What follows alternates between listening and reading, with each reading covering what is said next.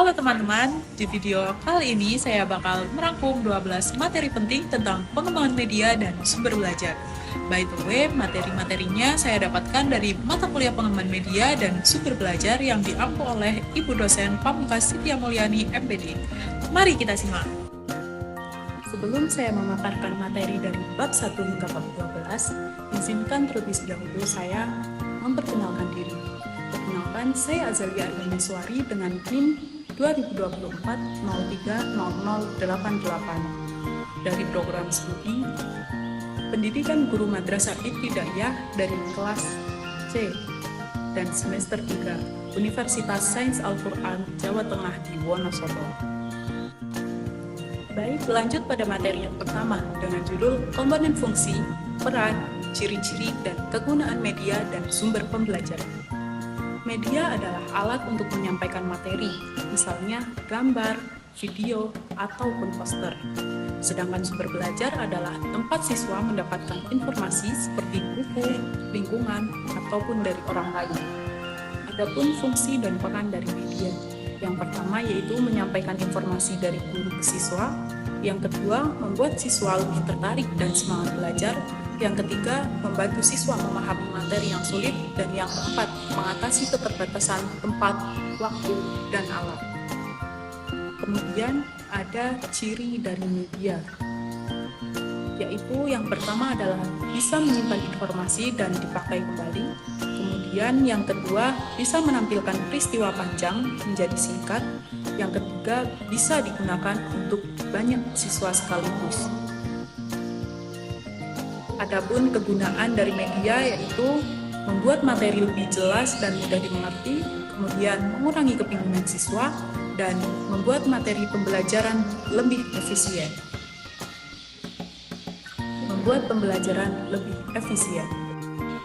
Kemudian materi yang kedua dengan judul Hakikat Media dan Sumber Pembelajaran SD atau MI. Hakikat media dan sumber belajar di SD atau MI adalah segala alat, bahan, dan lingkungan yang memfasilitasi interaksi guru dan siswa untuk mempermudah pemahaman materi, membuat pembelajaran konkret dan menarik, mengatasi keterbatasan ruang dan waktu, serta membangkitkan motivasi.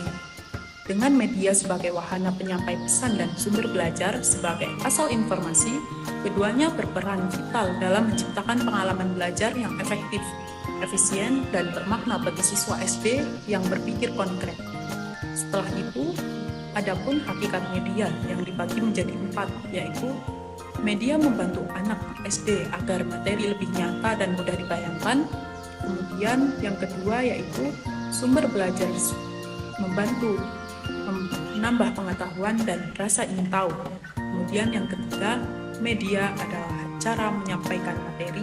Yang keempat, sumber belajar adalah isi yang dipelajari. Kemudian materi yang ketiga yaitu jenis media pembelajaran dan cara memilih sumber media pembelajaran. Jenis media tentunya sangat banyak. Yang pertama media cetak, yaitu buku, poster, LKPD. Kemudian ada media audio seperti rekaman, podcast, dan lagu. Terdapat juga media visual seperti gambar, foto, dan grafik. Media audiovisual seperti video dan film, model atau alat peraga seperti miniatur, globe, diorama. Kemudian media digital seperti e-learning, aplikasi. Media kegiatan ada juga diskusi, simulasi, dan permainan. Ada pula fasilitas yaitu perpustakaan dan laboratorium. Kemudian cara memilih media. Yang pertama harus sesuai dengan materi dan tujuan pembelajaran. Yang kedua, cocok dengan usia dan kemampuan siswa. Yang ketiga, mudah dipahami dan tidak mahal. Yang keempat, menarik, jelas, dan aman digunakan. Materi yang keempat yaitu prinsip penggunaan media pembelajaran dan klasifikasi media dan sumber belajar.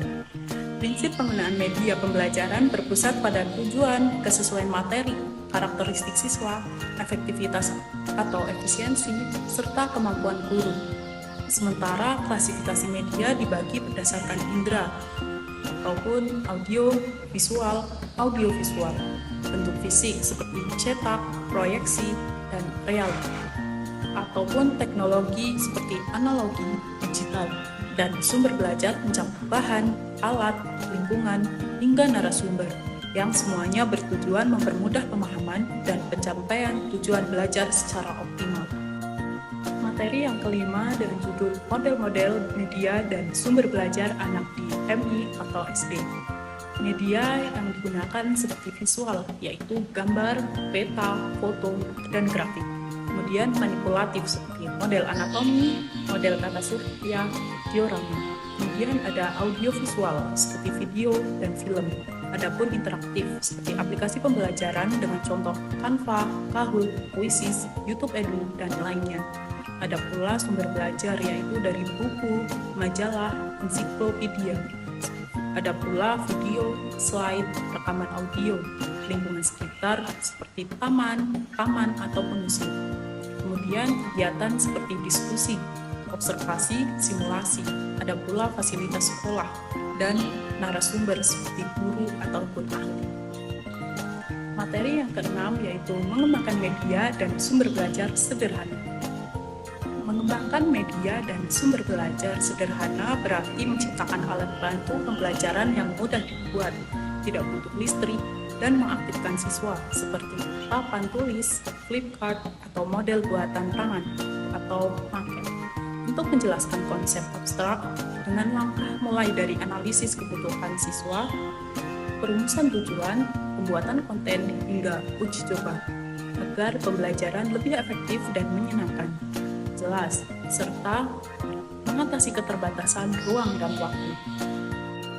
Materi yang ketujuh dengan judul Mengembangkan Media dan Sumber Belajar Visual. Mengembangkan media dan sumber belajar visual berarti menciptakan alat bantu seperti gambar, grafik, bagan, video, atau miniatur untuk mempermudah pemahaman materi pelajaran, meningkatkan motivasi, dan mengakomodasi pembelajaran visual. Prosesnya melibatkan prinsip desain atau kesederhanaan, keterpaduan, penekanan, kemudian ada pemilihan unsur visual seperti warna, garis, dan bentuk, serta pertimbangan tata letak agar mudah dibaca dan menarik. Dengan contohnya, mulai dari foto sederhana hingga proyek miniatur ekosistem yang kompleks. Materi yang ke-8 dengan judul Mengembangkan Media dan Sumber Belajar Audio.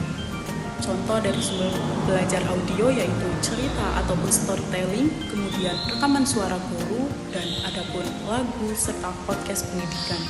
Kelebihan dari sumber belajar audio yaitu mudah dibuat dan digunakan, kemudian melatih fokus dan kemampuan mendengar anak, ada pula bisa diputar dengan berulang-ulang.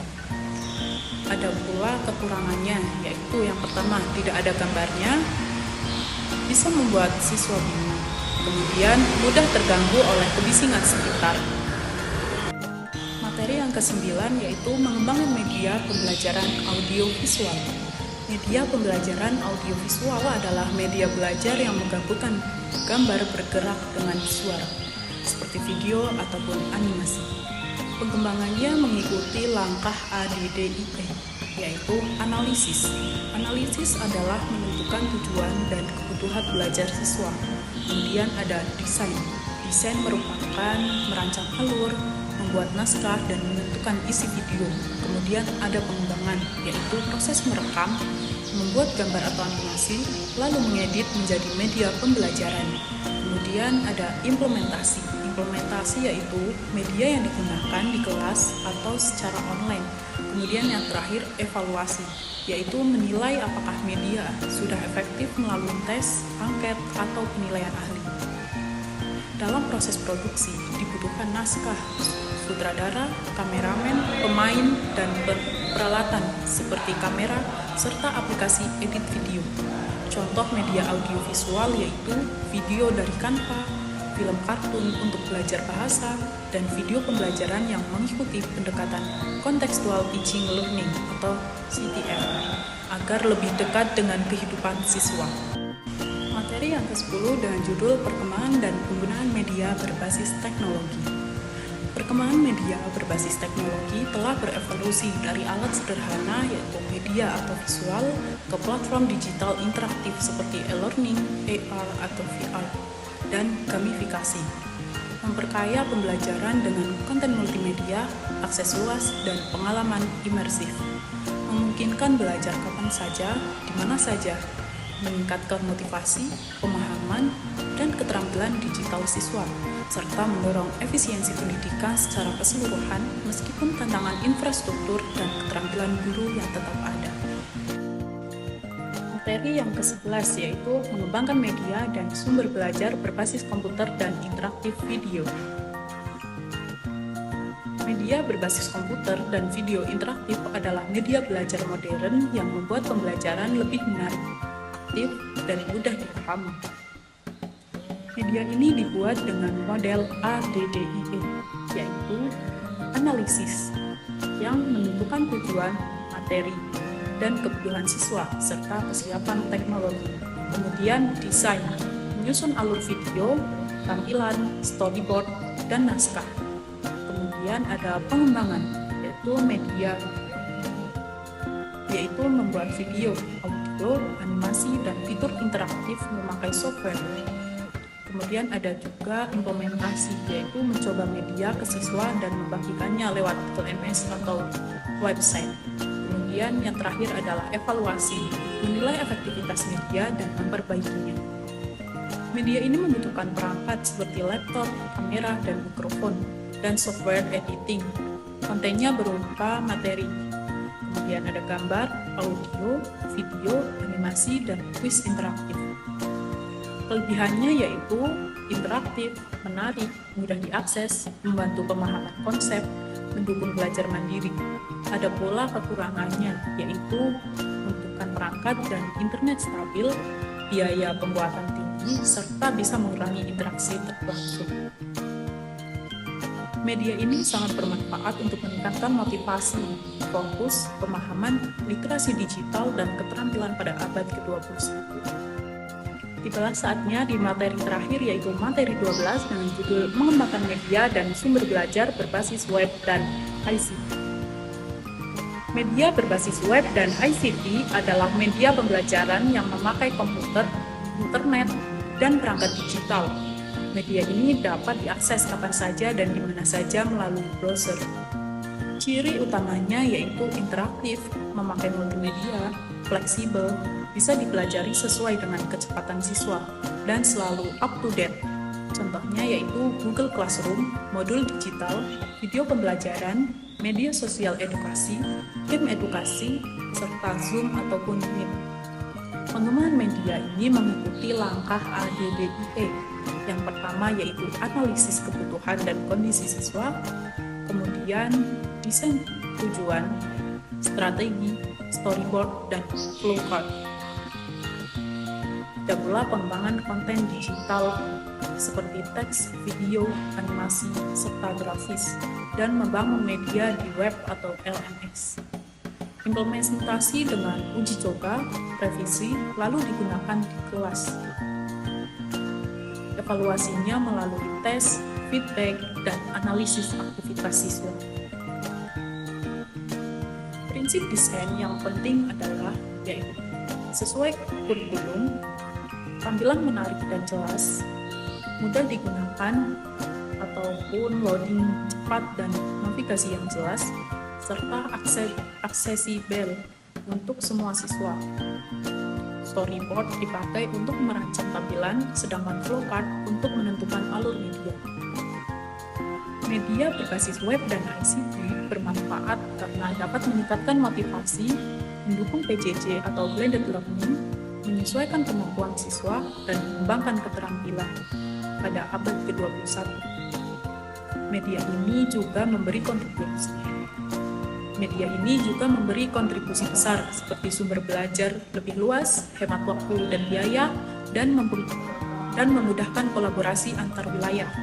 Keefektifan media dapat diukur melalui hasil belajar, angket kepuasan, log aktivitas siswa, dan tes ulang jangka panjang. Nah, itu dia materi-materi yang sudah saya rangkum tentang pengembangan media dan sumber belajar dari mata kuliah pengembangan media dan sumber belajar. See you and bye-bye!